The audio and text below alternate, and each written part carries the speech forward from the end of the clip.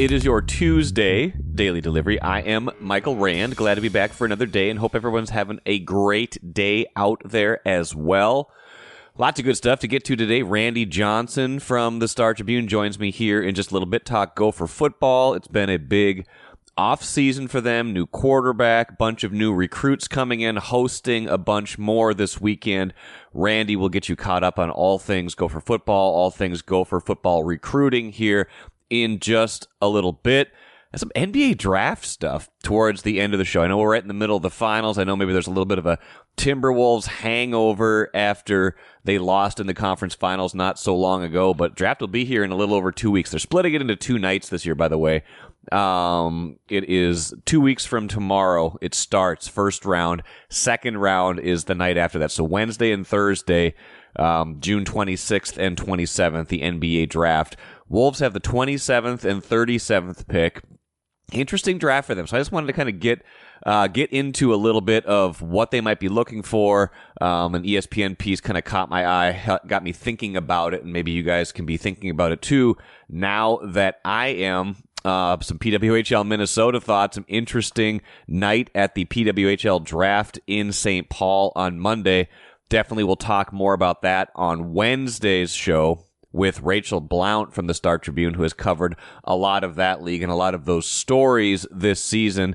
The championship, Natalie Darwitz's ouster as general manager, and now the draft here in St. Paul with a lot of emotions, both good and bad, running hot. First, though, what I miss, let's talk Twins at the Jump. They win 5-0 last night over Colorado, first of a 10-game homestand. A lot to like out of this game. Royce Lewis homers in his Target Field debut. Remember, he's been back for quite a while, but all of that was this last road trip against the Yankees and against Pittsburgh.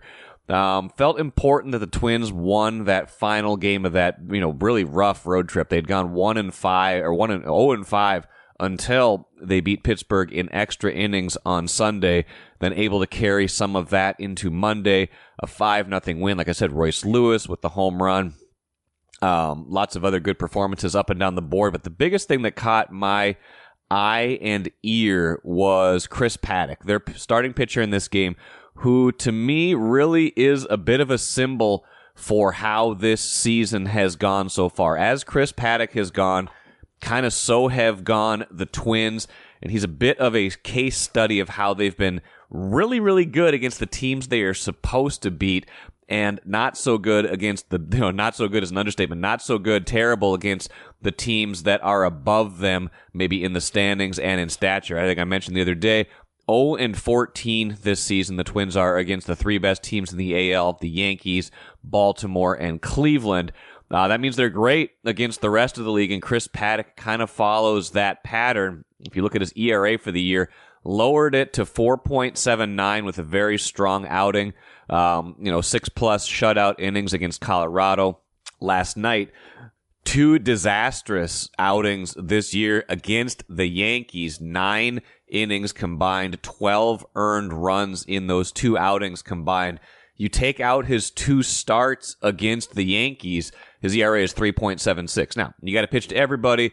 If you're going to count the games against Colorado, which is way down in the standings, you got to count the games against New York, which is way up in the standings. But it is a point to make that as kind of Chris Paddock has gone, he is kind of a symbol for this team, which has been really good against the teams that have been not so good and really bad against the teams that are really good. Maybe that's not surprising, right? Like, that's kind of how sports work. You beat the teams you're supposed to beat, and then you lose to the teams you're supposed to lose to. It's just that you would like to see them compete at a slightly higher level against those really good teams. Anyway, Paddock had it going on Monday. Here was Rocco Baldelli, his manager, after the game, talking about what he saw from Chris Paddock. The way the ball's leaving his hand is really, it's different than it was earlier in the year.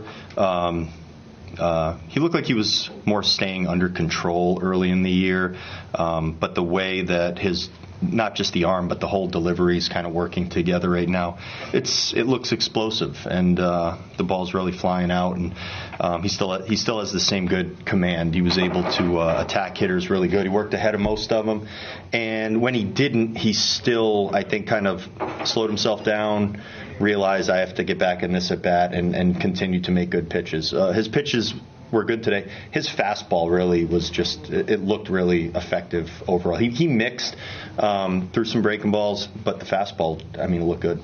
And to me, Paddock is a bit of the wild card in this rotation, the unknown, right? Coming off of essentially 2 lost seasons from arm troubles, came back at the end of last year, pitched well enough to be a factor in the bullpen in the postseason in particular and down the stretch, and slotted into the rotation this season. High hopes for him, but such an unknown, right? You don't know how many innings you're going to get out of him after basically being shut down for almost 2 full years.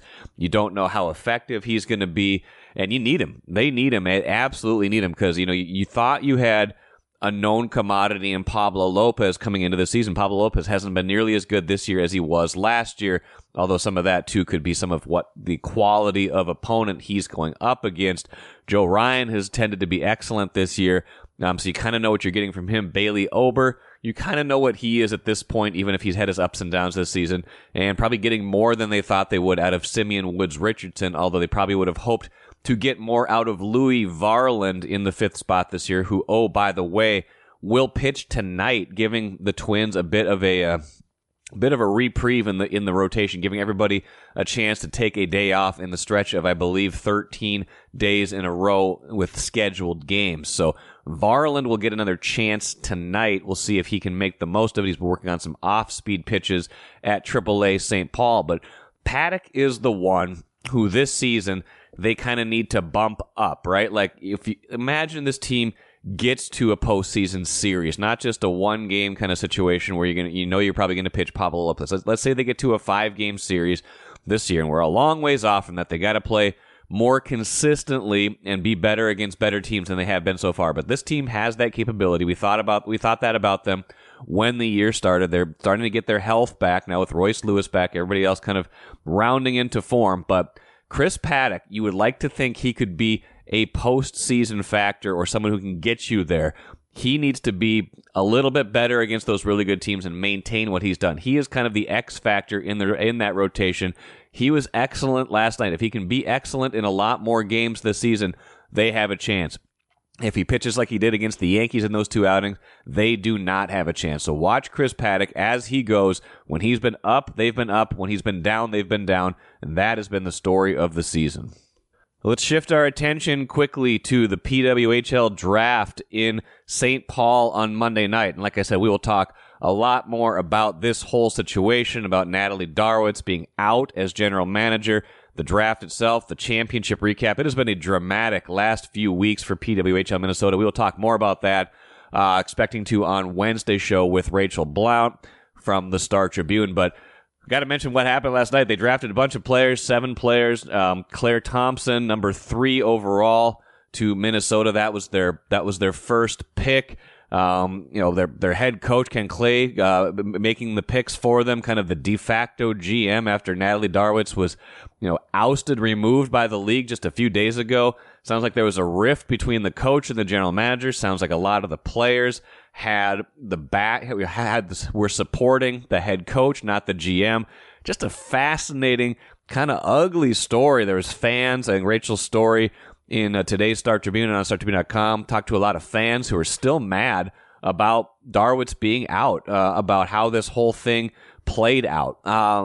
I don't know. It's interesting. Like, this league was such a nice story, right? All of it was just all about the attendance, all about the excellent product on the ice, the TV availability, the solid financial backing, the 10-year commitment, like everything up until a week or so ago was just all about everything happening on the ice or the good stuff off the ice. Now you've got this controversy with what happened with Darwitz and this team, how this league is run. It is going to be interesting to see how fans ultimately react to that, whether this gets kind of forgotten at a certain point or if this kind of negative sentiment carries over into next season and beyond. So Rachel and I will talk a lot about that on Wednesday's show, but the draft was Monday. I'm sure they would have loved to have had a little bit of space in between there or not have it in St. Paul where emotions were still pretty hot, but you don't get to pick that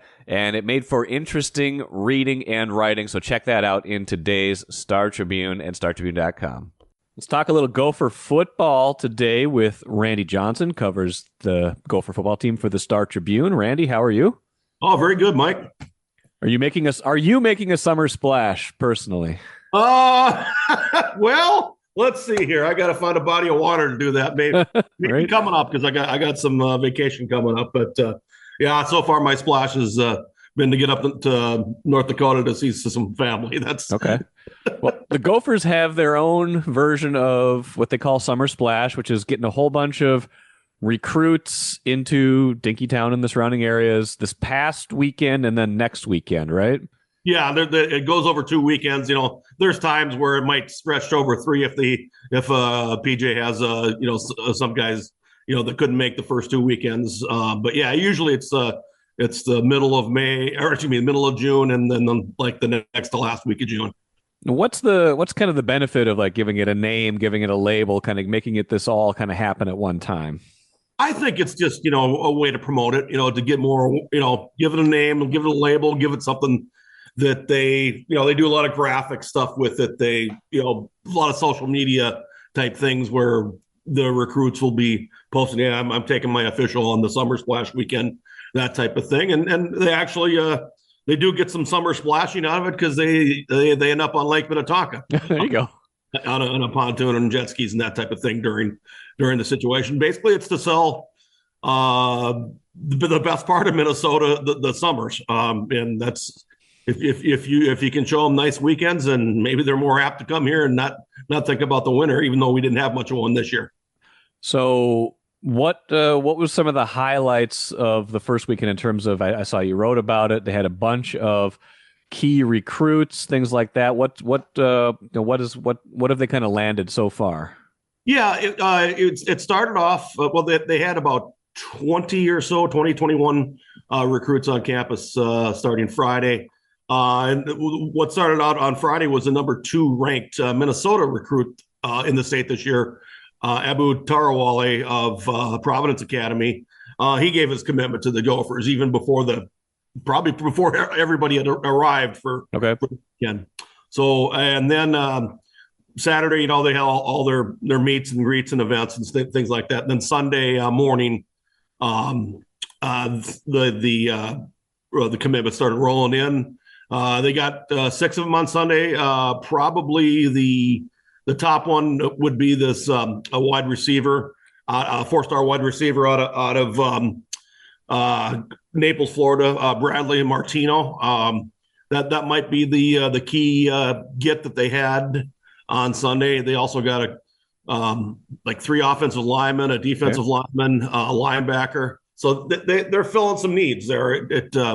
I think what you're seeing too is the impact that defensive line coach Winston Delata-Badair is a guy with just a ton of energy and really relates to these kids. What he's doing for that defense. Well, those position coaches, we tend to focus on PJ Fleck as far as recruiting goes, but that can be pretty important. You got to have those secondary characters that these are the guys that are going to be spending more time with these players than the head coach in a lot of cases. Like the head coach is the face of the program, but if those assistants, like you just said, can establish those relationships, that's almost as important, if not more important, sometimes in the recruiting process, right? Well, yeah, definitely, I'd say so. There, I mean, basically, it's if you look at it as a supervisor for you, he's right. The employee, he's your immediate boss, and then obviously you go up the chain a little bit with say a coordinator, and then PJ at the top. But yeah, it's very important to have a good relationship with that position coach.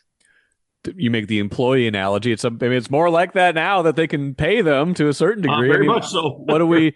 Any kind of early chatter, early thoughts on just kind of the impact of all these? Again, an off season, a lot of rapid fire rule changes, and the paying of athletes and things like that. Yeah, it's going to be interesting. I'm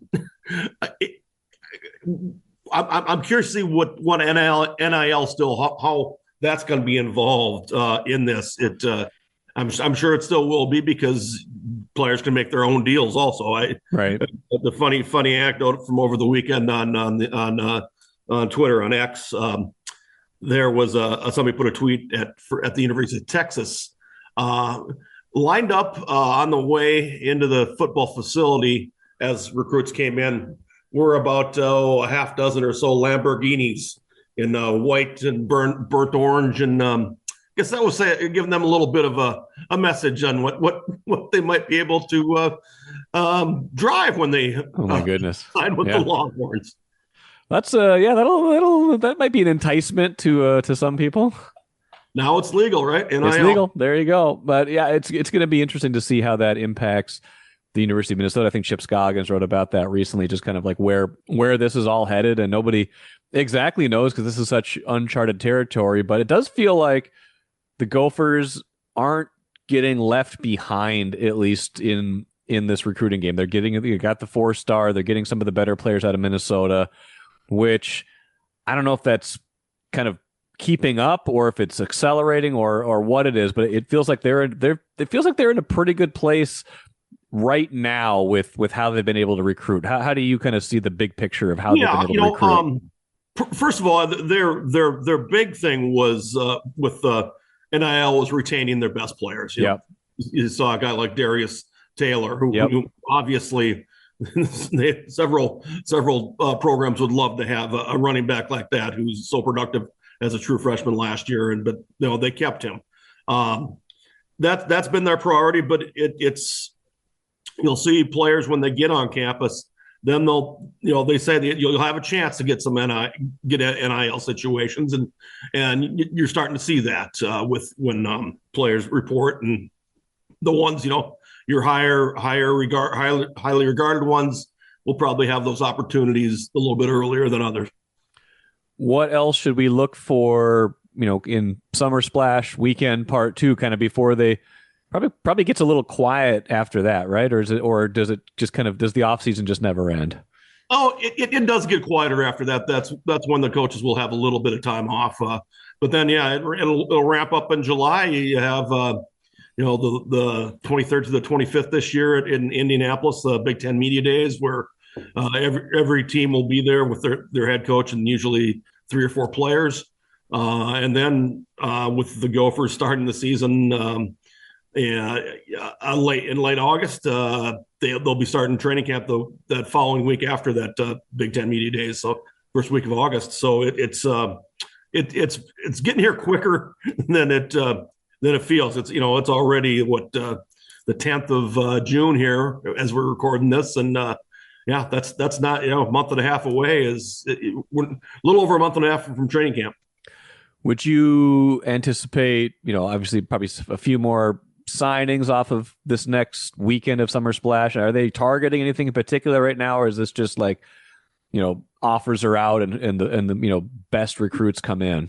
Yeah, offers out, best recruits come in. I know they have a couple of running backs they're looking at. They have a defensive back that they're in pretty good on. I think it's going to be, they're going to have roughly 12 players on campus this weekend. So a little over 30 over the 2 weeks. Just waiting to see who commits, and they're at 18 commitments for this 2025 class. That's I would look for them to be in the low 20s, 22, 23, and it's changed a little bit now with the transfer portal. Of course, you don't go quite as heavy on the high school players. It's close, but not. You might not have 25 every year. You might have a little bit less than that. You intentionally save space for some of those transfers and just understand that there's going to be that kind of attrition, and you're going to want to have places for them to come in. Like guys like Max Brosmer, you got to have space for him, right? Nope, yeah, exactly. Yeah, there's always going to be some churn. I think people are starting to realize now that in the past when somebody transferred out, it's like, oh, what's wrong? What why is this kid leaving? Well, it's like it's more and more now. It's kids want to play right away, and if they're in a place a couple years and it doesn't look like they're going to be seeing the field, they'll try to find a different place where they can play.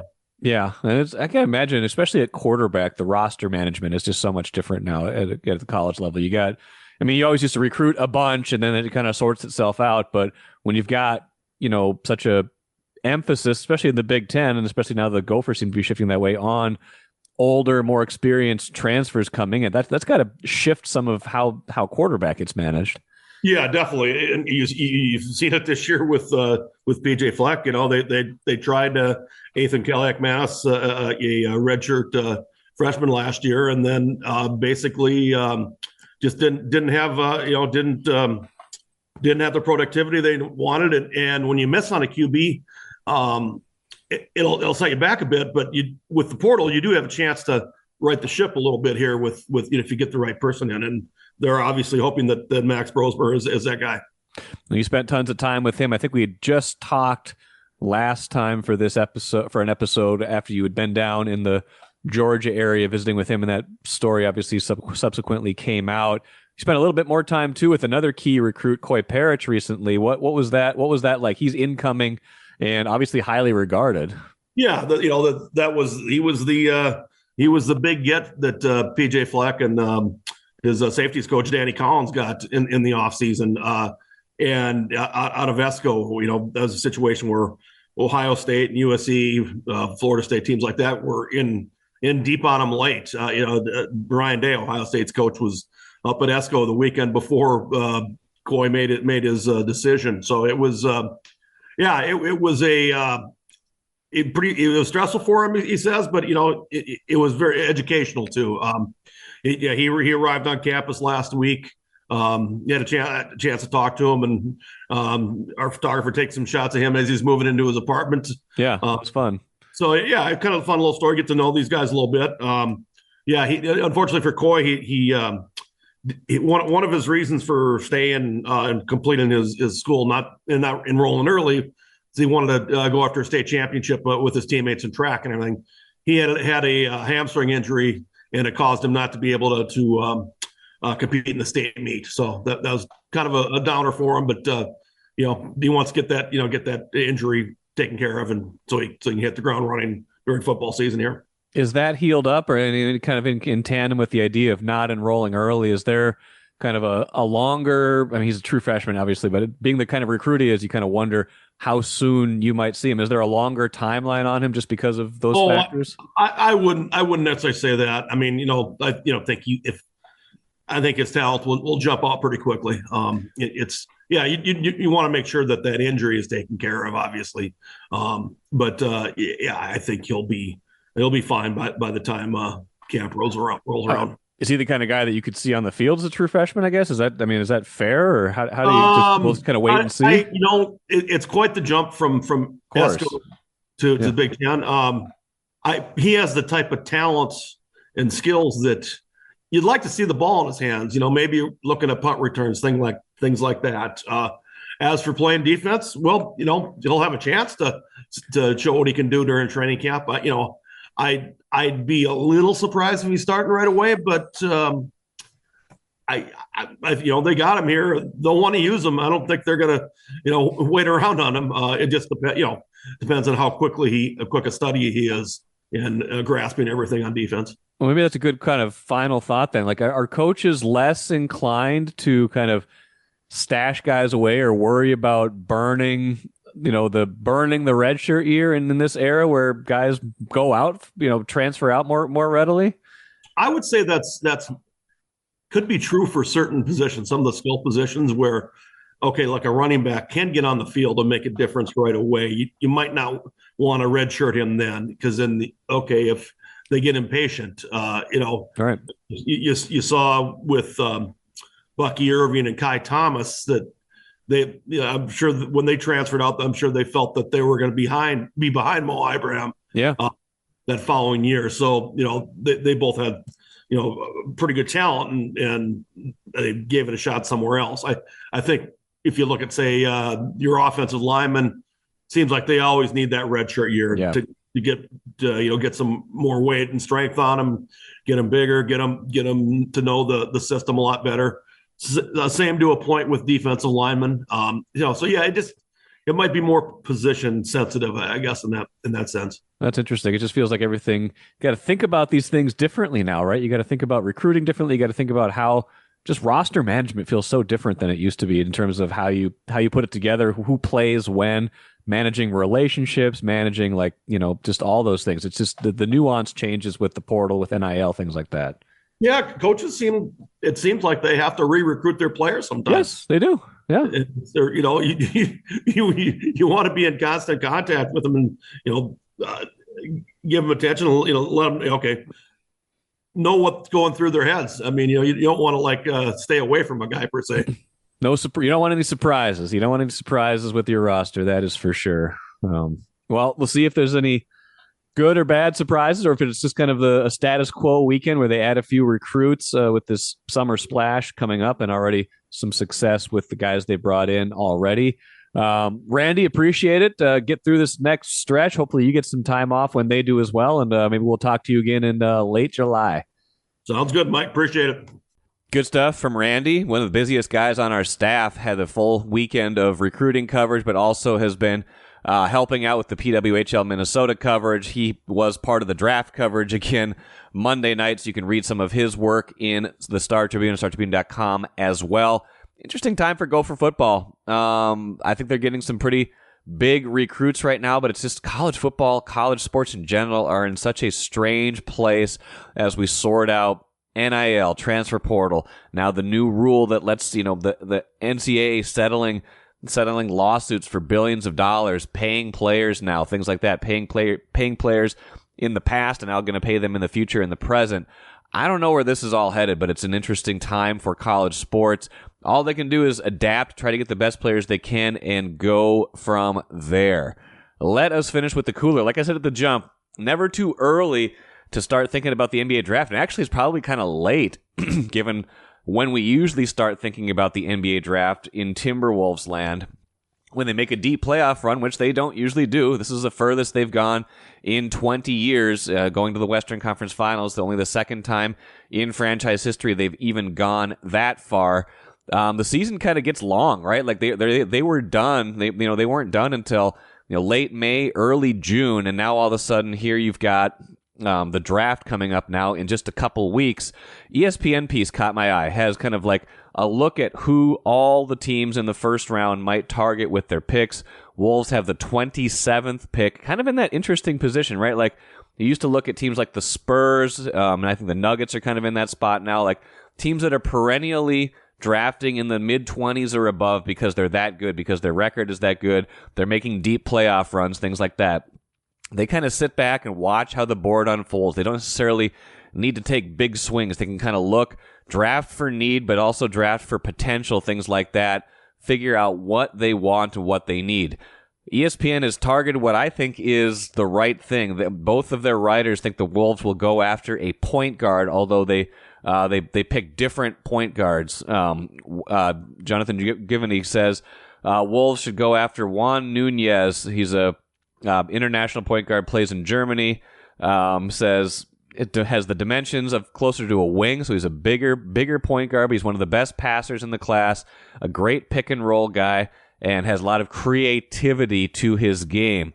Could draft him, maybe make him the eventual successor to Mike Conley Jr. if you think he's going to be that good, or at least a high-caliber backup who can run the second unit. Same with the other option they see right there, Marquette point guard Tyler Kolek. He's a little older. He's 23. Long career at Marquette, but he could be a good get for the Wolves as well. He's not, maybe not the most dynamic point guard, but he could be a quality backup who could slot in there and give them good minutes. So it kind of depends on what the Wolves are looking for. Are they looking for another kind of like blue chip, kind of like guy to stash away and hopefully become potentially a star later, or are they looking to draft more for need, like immediate need, rotation player, things like that? Or will they eventually, end up packaging this pick, the 27th pick and the 37th pick, in a draft night trade, like a draft and trade kind of thing, to get a veteran, maybe a younger veteran, who can be in that rotation? I don't know. I think they've got needs right now, though. We've talked about the needs. We have identified them.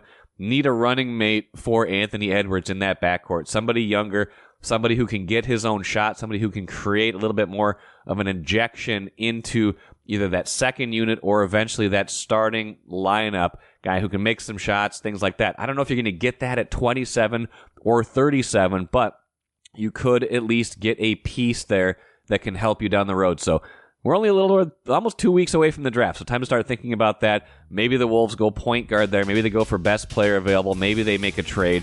We will see, but I like the idea of a point guard at that spot.